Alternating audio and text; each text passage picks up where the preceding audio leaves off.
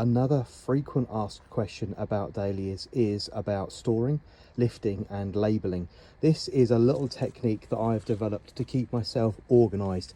Now, one of the biggest frustrations with dahlias is people don't know what they have.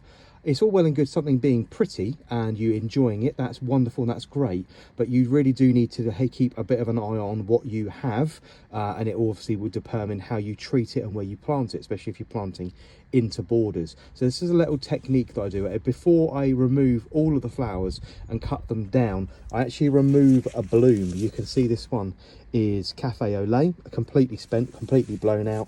Behind there is a Cafe au lait Royal, which is obviously flushed with pink, and a Florel white just here. A little technique is when you get your labels organised, cut that flower, put it to one side, cut the tuber down, leave the stems quite long. I like to leave mine around 15 to 18 inches long.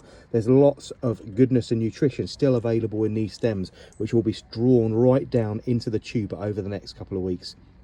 That flower that you put to one side, then push it into the center of the crown, and that is what you then use to label it. So even if you don't know the actual specific variety that you're growing, you can at least write on the label the color, the form, and maybe the size to give yourself a little bit of a jog, a little bit of a memory, because we all forget these things, and once they're all dried and stored, it's virtually impossible to tell them apart. So just cut off a flower, place it with the tuber like I have done here, and that gives you an opportunity to get your label written out and in. This is the only time of year I ever use a permanent marker pen on a plastic label. I found that the wooden labels tend to rot during the winter, and if you can at all, tie that plastic label onto the stem and onto the tuber as you wash it dry, or depending on how you're going to actually store it. But this is a little technique for you to help yourself organised as you lift your tubers. Cut a flower, place it with the tuber so you have something to identify while you get yourself organised with a label, and then push your label in there nice and tight, and if you can,